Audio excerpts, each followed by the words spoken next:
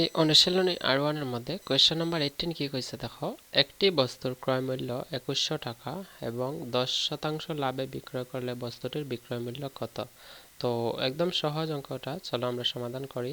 তো প্রশ্নটা আমি অলরেডি বোর্ডের মধ্যে লিখছি, তোমরা দেখতে পাচ্ছো। কি কইছে, বস্তুর ক্রয় মূল্য দেওয়া আছে। আমি কইছিলাম যে যত লাভ হোক বা লোকসান হোক, যখনই আমারে ক্রয় মূল্য বিক্রয় মূল্য বা লাভ লোকসানের অঙ্ক দিব, আমরা সবসময় আমরা মূল উদ্দেশ্য থাকবো যে কিনা দাম বা ক্রয় মূল্য দেওয়া থাকে আছে কিনা, যদি না থাকে আমরা নির্ণয় করতে লাগবো। ঠিক আছে, তো এখানে যেহেতু আমার ক্রয় মূল্য বা কেনা দাম দেওয়া আছে, তো আমরা প্রথমে সলিউশন দিয়ে লিখবো যে দেওয়া আছে কি বস্তুটির কেনা দাম, বস্তুটির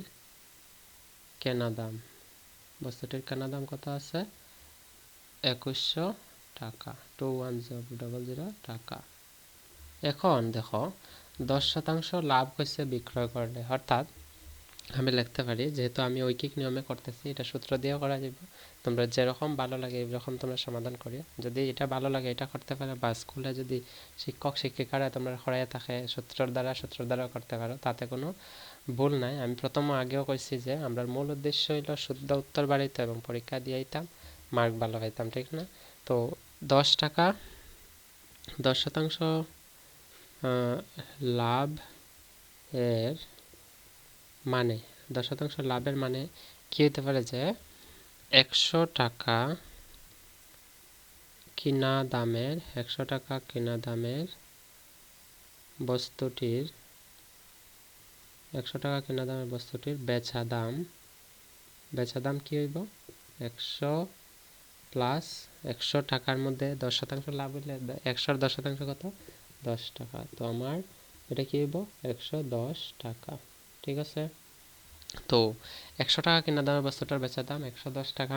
তো আমি যদি কই 1 টাকা কিনা দামের বস্তুটির বেচা দাম কত হইব, 110, 100 ভাগের 110 টাকা। ঠিক আছে, তো আমার কইছে কত টাকা, কেনা দাম কত, 2100 টাকা।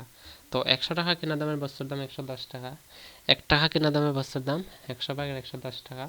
তো আমি যদি এখন বার করি যে 2100 টাকা কিনা দামের বস্তুর বেচা দাম কত, 2100 টাকা কেনা দামের বস্তুটির বেচা দাম আমি কি করবো, 110, 100 ভাগের 110 পূরণ কত টাকা আছে, 2100 টাকা। আমি লিখবো 2100 টাকা। এটা এইভাবে লিখতে পারি, বা 110 ইন্টু 2100 এইভাবে লিখতে পারি, নিচে 100। কেন, কারণ উপরেরটার লগে পুরোনো, নিচে কিছু নাই, মানে 1 আছে, 100 পুরো 1 হইব 100।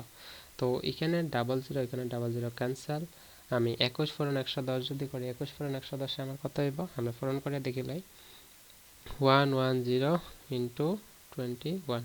তো 110 ইন্টু 21 যদি করি আমি পাইমু 1 0 0 1 1 1 1 1 2 1 0 0 2 1 2 2 1 2। তো 0 1 3 2, অর্থাৎ 2310 টাকা। তো আমি কি পাইছি, 2310 টাকা। তো আমি লিখতে পারি যে অতএব নির্ণয় করা বস্তুটির বেচা দাম কত হইব, নির্ণয় করা বস্তুটির বেচা দাম হইব গিয়া 2310 টাকা, অর্থাৎ 2310 টাকা। আশা করি বোঝা গেছে। তো এটা হচ্ছে কোয়েশ্চন নাম্বার 18 এর সলিউশন। কোয়েশ্চন নাম্বার 19 এর সলিউশন ভিডিও ডেসক্রিপশনে you will get, so please watch those video. এবং যদি তোমাদের পছন্দ হয় then do subscribe our channel and press the bell icon so that you can never miss an update. So see you in the next video. Until then, keep watching, keep sharing, and take care. Bye bye.